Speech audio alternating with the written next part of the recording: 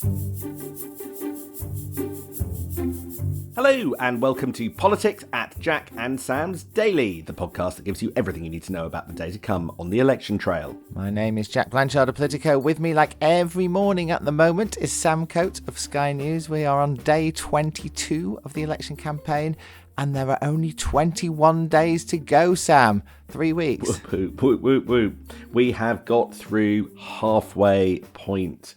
Gosh, exactly 3 weeks to go until polling day. It's very exciting to say that. Feel like if we take stock briefly for a moment, Rishi Sunak, when he called this election, I remember one of his advisors telling me, I can tell you one thing for certain, Jack, that whatever happens, the polls will narrow in an election campaign. Well, we are halfway through and the polls have very much not narrowed. In fact, they've widened slightly in Labour's direction, but there are still 3 weeks to go. We very much enjoyed your Sky News leaders debate last night. Sam, everyone was watching. Are you still up there in Grimsby today? Absolutely. Hello from the Holiday Inn Express, where I watched and was in the middle of the Sky News event. It was an incredible jamboree. My colleague Beth Rigby did brilliantly putting questions to Keir Starmer and Rishi Sunak, and we sort of blocked off the whole of Grimsby town centre in order to bring so much programming. I have to say, Jack, we have hit the McDonald's part of the election campaign. It's a little early for my liking, but overruling in McDonald's is now doing whatever it takes to get through. Anyway, what are today's three things that are important? Three big things today, and of course the very biggest one, as our regular listeners will know, is that the Labour Party are launching their manifesto today. That is a big moment for them, 3 weeks out from a polling day in which they are expected to win.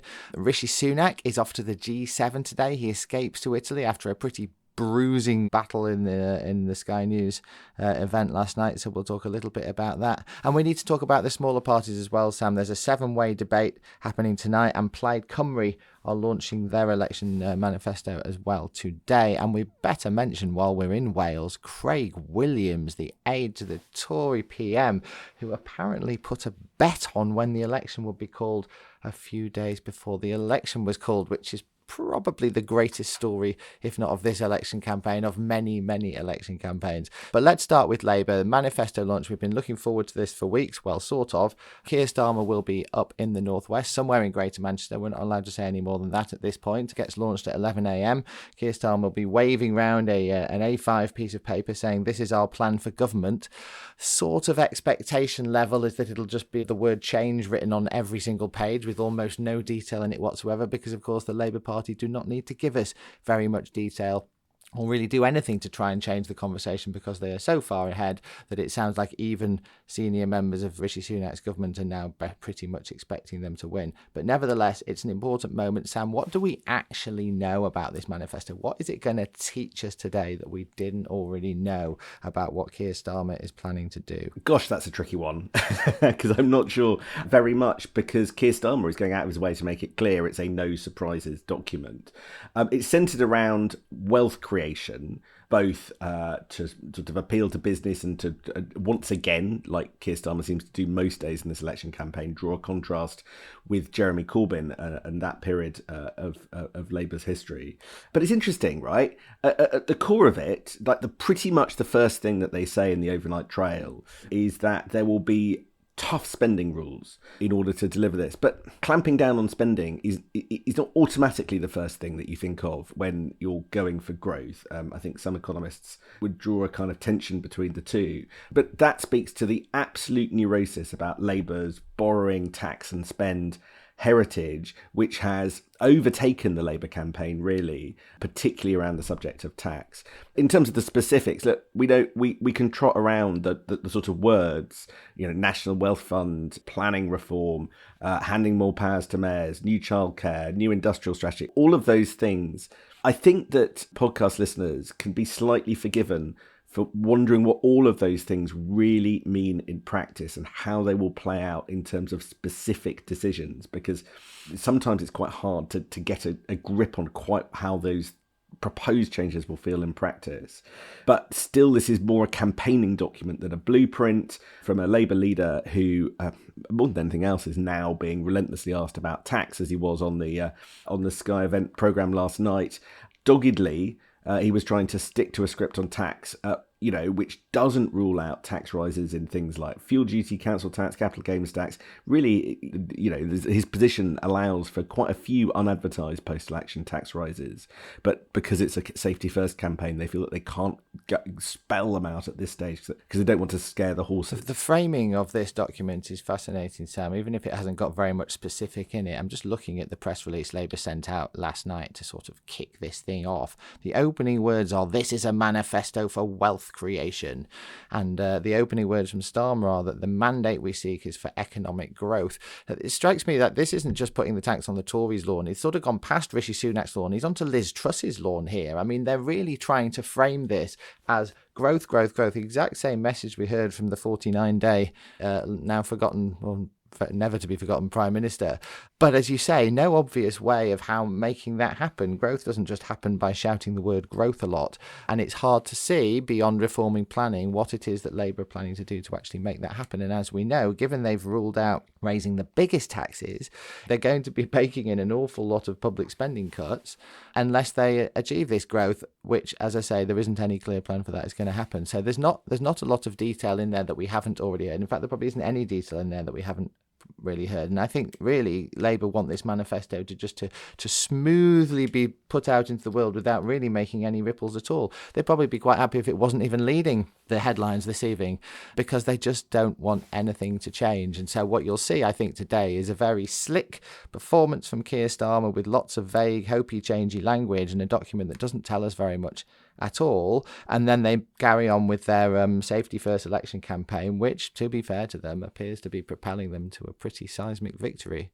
The way I'm looking at it is, what's the impact on the first budget, right? At that first budget, which will presumably come in October, November, they have to work out what taxes to raise, having discovered all these black holes in the Tories have left behind that they could never have worked out were coming down the track in the first place. And they also have to work out how much they want to spend overall on public services ahead of a spending review next year. And so they need to work out what money they get from growth, if any, really, really early on in the Parliament. In other words, Keir Starmer is going to talk about money for public services coming from growth, but I don't think they've got time to generate any growth before the point at which they've got to decide all these budgets. So to me, the document, like the sort of thrust, puts the cart before the horse. Growth will come later. The benefits will perhaps only be felt towards the end of the Parliament, by which time public services either will be better or they won't. So there's a sort of missing bit of the jigsaw here. What are they going to do first up to sort of boost the situation with schools and education beyond what they've already set out? Let's talk about Rishi Sunak, shall we, Sam? Because he's off to the G7 today. Another week, another foreign trip. We'll hope this one goes a little better than last week's jaunt to France. I think we can safely say he won't be coming home from the G7 early. He'll be meeting world leaders in Italy. His old pal Giorgia Meloni, the right-wing Italian Prime Minister, will be hosting this one. But I think, last week it was pretty obvious from the way he acted that Rishi Sunak didn't really want to go to D-Day at all and wanted to be on the campaign trail. This week, I suspect he might rather enjoy crawling off to a fancy Italian resort for a couple of days and licking his wounds, because, this campaign has gone very, very badly for him. There is no doubt about that. And last night was another tricky picture for him, wasn't it? That the format that Sky come up with, I'm not just saying this because you work for Sky, Sam, it was actually really good TV viewing. We've all watched a few of these things now, and it was interesting to see how the format of intensive interview and then pretty brutal questioning by a studio audience was actually a much more effective way of scrutinising these leaders, I felt, and I think a lot of people felt, than a head-to-head debate, which wouldn't necessarily have been what you thought.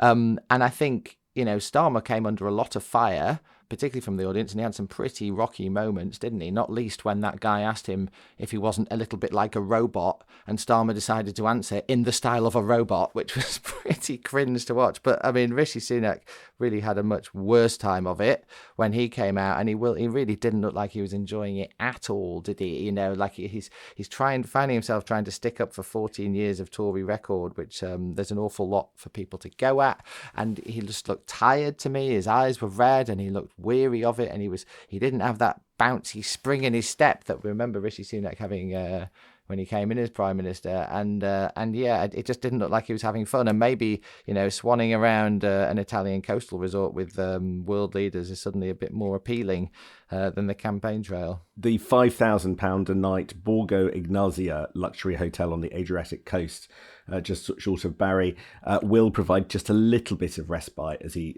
licks his wounds. I think just on every measure, it didn't feel like it felt like it went worse really for Rishi Sunak than it did for Keir Starmer, and that's not just the poll, which had 64% saying that Keir Starmer won, 36% saying that Rishi Sunak won.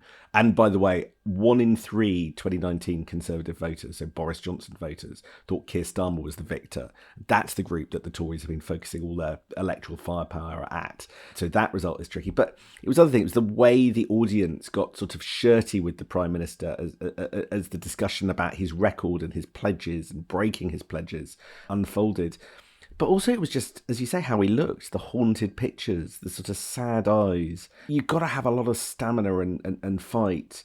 But there he was being booed about a comment that people thought was him blaming junior doctors for rising waiting lists. There were just things that you cringed at because you didn't think they were factually fair. He was defending his pledge to get down debt, which hasn't happened. And he said, well, we all knew it was a pledge for 5 years' time. I mean, it literally didn't say that in the original speech. The audience was aghast at the level of migration and clapped the idea that Sunak had called the election before he got a flight to Rwanda off precisely so we wouldn't know whether it was ever possible. Losing the room, kind of losing the poll. I wonder the conversation around the cabinet this morning about how Rishi Sunak needs to fight the last couple of weeks and whether or not they think that more other big beasts need to come out. It's notable David Cameron is doing the morning round this morning on broadcast, and James Cleverly was in the spin room last night.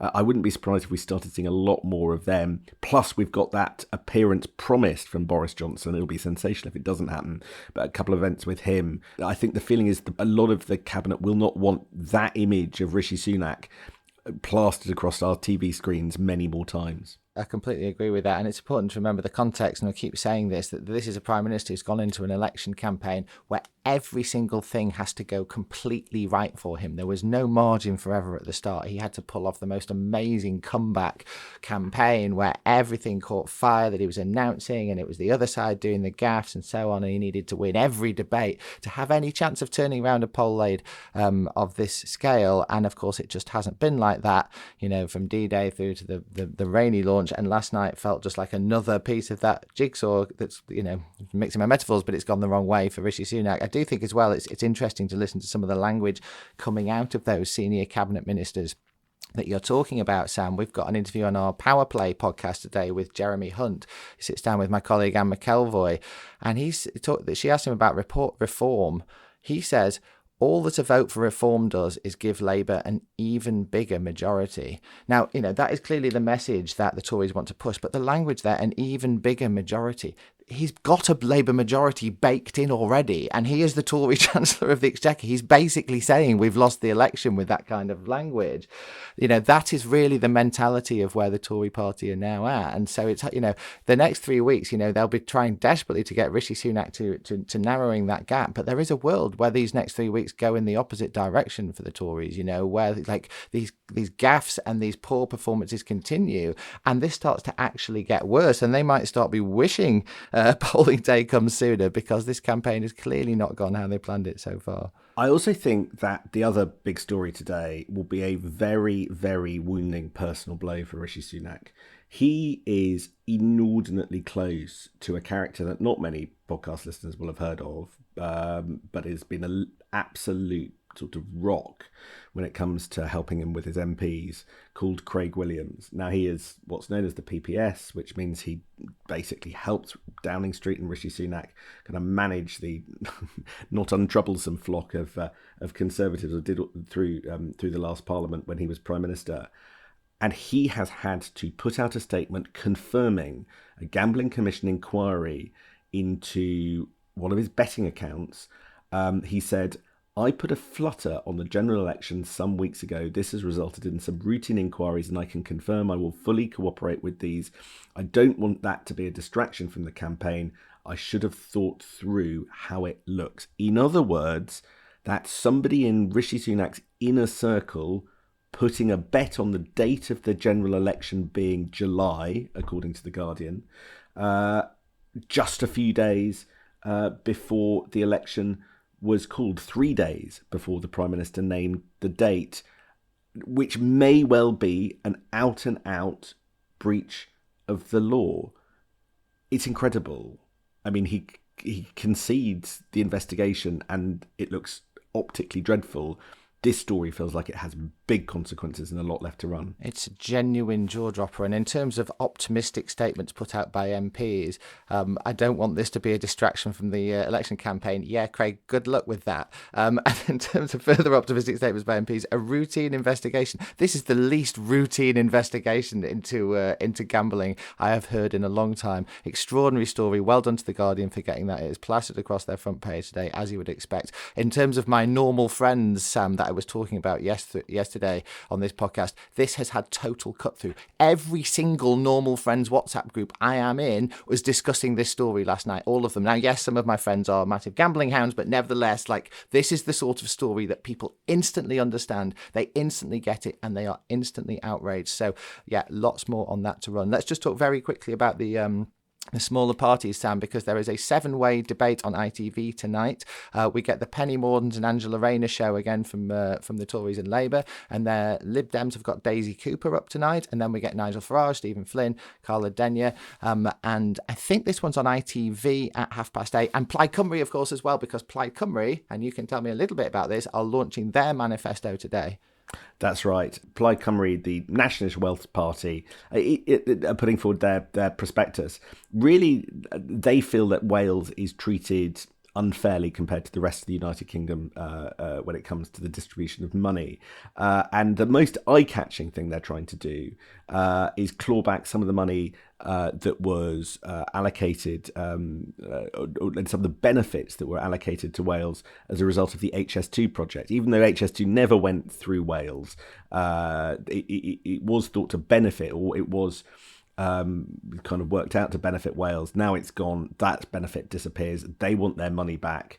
It's quite a sort of cheeky, eye-catching thing to do. But generally, they feel they're not treated well by Westminster. Part of their case, I suspect, or inevitably for independence. Let's see whether that nudges the electorate in their direction. Yeah, I think they're facing a tricky election, Plaid Cymru. They've got 4 seats at the moment, and I think boundary changes have not been kind, so they're facing a bit of a struggle today. Last thing, quickly today on the telly tonight as well, there's Question Times from up in Scotland, and you get to watch Douglas Ross again, the departing Tory leader, and Anna Sarwar. But interestingly, Sam, Kate Forbes will be representing the SNP, so you get to see the sort of here's what we could have won debate. Kate Forbes, the Deputy First Minister, and many people's choice for First Minister, will be facing off against Ross and Sarwar, so that might actually be quite entertaining on Question Time on BBC One. I think we've talked enough today. Sam, when is your tour going to end? When are you coming home? Are you getting back tonight? I think so, but let's see what happens on the campaign trail. Who knows? What people who are not on this Zoom call can't see is that Sam Coates looks like he hasn't slept all night, because this is a man who absolutely loves politics so much that he'll stay up all night thinking about it. All right, good luck, Sam. Have a great day. I'll look forward to you tomorrow morning. Cheers. See you tomorrow.